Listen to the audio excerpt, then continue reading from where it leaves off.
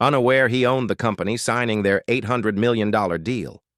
They poured wine on him in front of 200 guests, calling him unworthy. No one knew the man they mocked was the investor behind the entire deal. Phones were recording. Whispers spread fast. Something shifted in his eyes as he walked out without a word, and the fallout started before they even realized he'd moved. Before we go any further, we'd love for you to hit that subscribe button. Your support means the world to us, and it helps us bring you even more powerful stories. Now let's begin.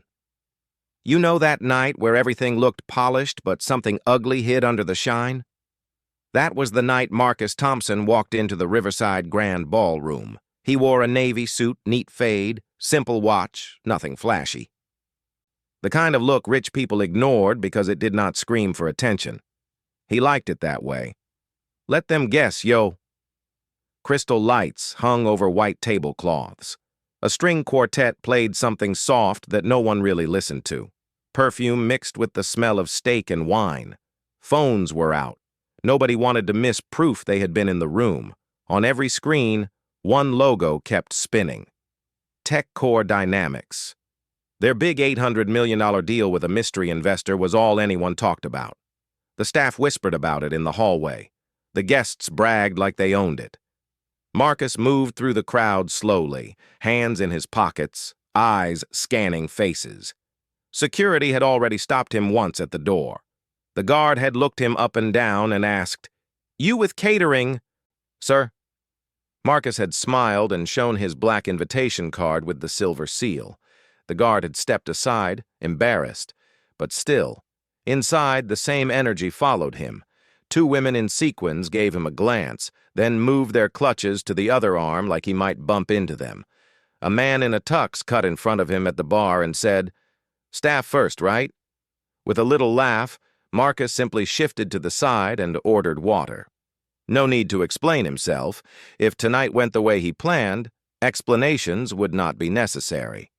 At the far end of the room, cameras turned toward the stage as the host tapped the mic. His voice echoed over the low chatter. "Ladies and gentlemen, welcome to the TechCore Dynamics Gala." Heads turned, applause rose like a practiced reflex. Marcus stayed near a column close enough to see, far enough to be invisible. The host smiled too wide. "Tonight, we celebrated a historic partnership, $800 million, a contract that would change the city, the market, maybe the world." You could feel the greed in the room grow thicker. Then she appeared. Diana Sterling, the CEO's wife, glided onto the stage in a gold dress that caught every bit of light. She waved like royalty, lips painted in a perfect red line. Beside her stood her husband, Jonathan Sterling, the face of the company, tailored suit pressed sharp. Everyone watched them, everyone except the man who owned the company waiting to sign that deal. Marcus. Whispers started before Marcus even moved. People clocked him from the corners of their eyes, nudging each other like he had wandered in through the service door. A server passed with a tray of wine, and one guest leaned toward her friend. "I swear that guy keeps showing up where he should not. Maybe he is staff trying to blend in." The friend laughed under her breath. Cute suit, though. Marcus ignored it. He eased through the crowd, hands relaxed, steps measured. The carpet felt soft under his shoes, thick enough to swallow the noise. He watched the stage from a distance, eyes steady, jaw set. Diana spotted him first. Her smirk formed slow, like she recognized a target she had been waiting for. She whispered something to her husband, and Jonathan's brows dropped. Jonathan stepped off the stage with fake charm and walked straight toward Marcus. His smile looked tight. "Sir, are you supposed to be standing here?" He reached out and tapped Marcus's sleeve like he expected him to jump. Marcus kept his voice soft. "I am fine here. Just observing." Jonathan chuckled. "Observing, right?" He snapped his fingers at a server. "Get him a towel or something. Looks like he is sweating through that budget suit." A few guests looked over, trying not to stare. One man whispered loud enough, "Who let him into VIP?" The staff entrance is on the other side. Diana approached next, heels clicking in a clean rhythm. She picked up a glass of red wine from a passing tray without even looking at the server. She eyed Marcus up and down. "You know, sweetie, if you needed work tonight, you could have signed up. Pretending to be a guest is not the move." Marcus said nothing. His calm unsettled them more. Diana stepped closer, raising the wine slowly. "Go take this to table 3. They are waiting." She pushed it toward his chest. When he did not grab it, her smile faded. "Seriously? Do your job." Jonathan grabbed the glass from her hand. "Allow me." He lifted it high, eyes on the crowd, one less confused worker ruining the vibe. Then he tilted the glass forward, emptying the wine onto Marcus's suit. The splash hit warm and sharp. A few drops slid down Marcus's collar. Gasps cut through the room. Someone whispered, "Damn, he really did that." Another person raised their phone, recording. Diana laughed under her breath. Maybe now he knows where he stands. Marcus wiped his jaw with 2 fingers. Slow, controlled. He adjusted his sleeve, straightened his posture, and walked toward the exit without a single word.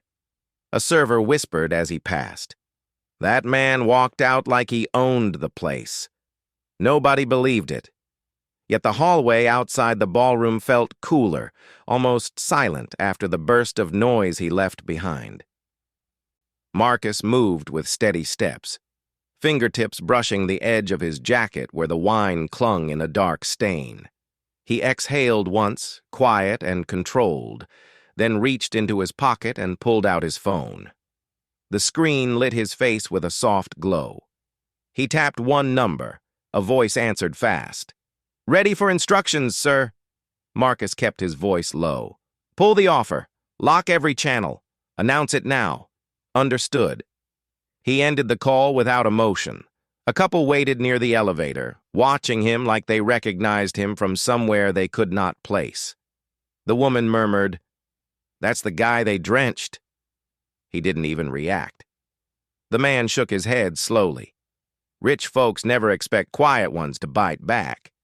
Marcus pressed the elevator button and gave them a simple nod. Nothing more. While he descended, he loosened his tie slightly. The faint smell of wine lingered in the fabric. The elevator ride hummed with soft music, the kind that faded into the walls. Marcus's reflection stared back at him, steady eyes, calm jaw. He checked a second message.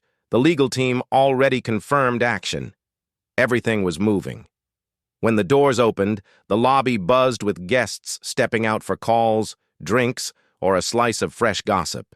Someone recognized the wine stain and whispered, "That's him." He overheard another voice near the bar. "I swear something is off. You don't walk like that unless you're somebody." Marcus moved past them without slowing down. Outside, the night air carried a bit of cold, enough to sharpen his thoughts. A valet rushed forward, but Marcus lifted a hand lightly. "Walking is fine." The valet stepped back, unsure. As Marcus crossed the driveway, lights from the ballroom spilled across the pavement. Music inside swelled, then cut suddenly. People turned toward the glass windows, confused. A man near the entrance muttered, "Why'd everything stop?" Something happened in there. Maybe trouble with the deal. His date shrugged, but her eyes stayed fixed on the room. Marcus reached the corner of the lot. His phone vibrated again. A message popped up. Announcement delivered. Partners notified. He locked the screen and slipped the phone back into his pocket. Behind him, the hotel's glass doors opened sharply. Voices rose in shock. Chairs scraped. A sudden wave of commotion hit the lobby. Guests flooded toward the entrance, trying to understand what went wrong. Marcus didn't turn around. He stepped into the streetlight, shoulders relaxed, expression unreadable, moving with the same quiet certainty he carried all night. While the city hummed around him, the first tremor of the fallout began inside the ballroom he had just left. He kept walking. The night moved with him. Inside the ballroom, everything broke at once. The music cut mid-note, screens flickered, and the host froze with his smile half raised. A tall man in a gray suit hurried through the tables, phone pressed to his ear.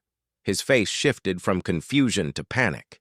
He whispered something to the host, who went pale. Jonathan noticed first. "What's going on?" he demanded. The host swallowed hard. "The signing is suspended." The room erupted. Conversations rose sharp, overlapping like frantic waves. Someone near the stage muttered, "Suspended? For what?" a woman whispered to her partner. "That's impossible. You don't freeze an $800 million deal in the middle of a gala." Diana tried to maintain her poise, but her hand trembled. She leaned toward the host. "Who gave that order?" The host looked almost scared to speak. It came from the top. The partner said the directive was final. Jonathan's jaw tightened. "Who is the top?" "I am the top." The host shook his head. "Not tonight." Across the room, executives checked their phones. Alerts popped up fast, each one worse than the last. Someone blurted out, "Every account tied to Tech Core Dynamics just got frozen." Another voice added, "Investors are pulling out. My screen is red." Gasps spread through the room.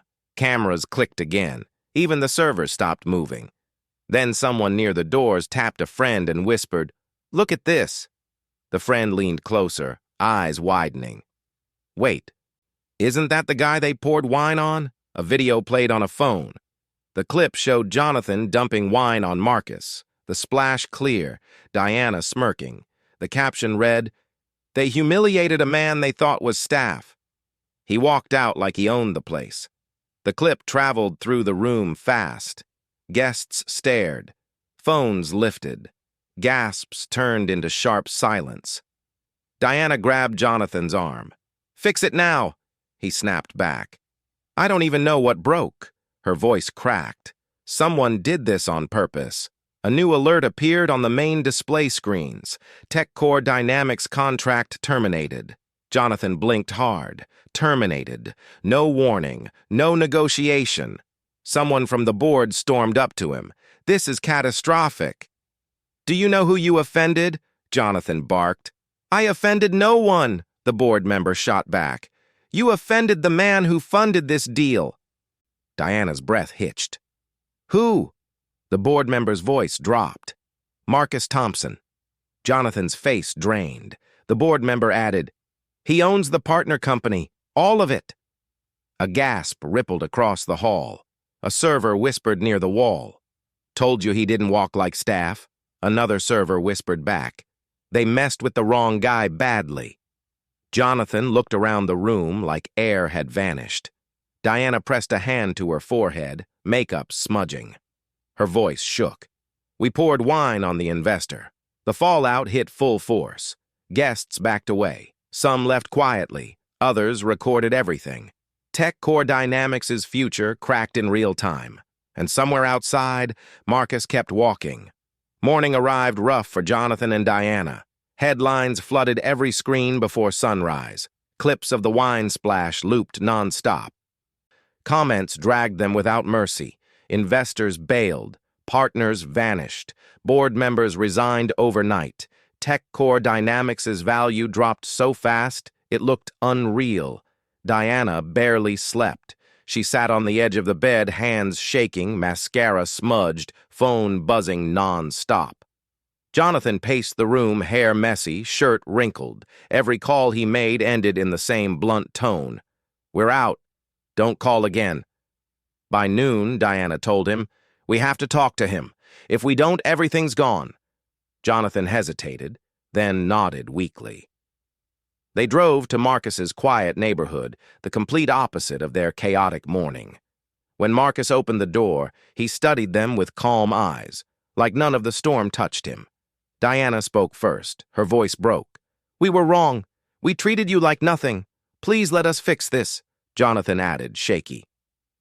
"We lost everything. Just give us a chance to talk." Marcus stepped aside but didn't invite them in. He kept his tone soft but firm. "You didn't lose everything today. You lost it the second you decided people's worth came from your comfort." They stayed silent. He continued, "You built a world where you believed disrespect had no cost. Now you're seeing the bill."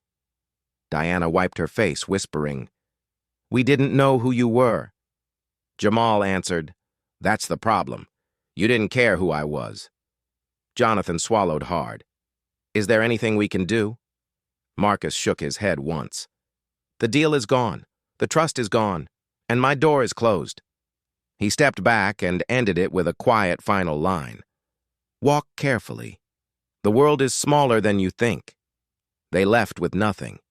His life moved forward.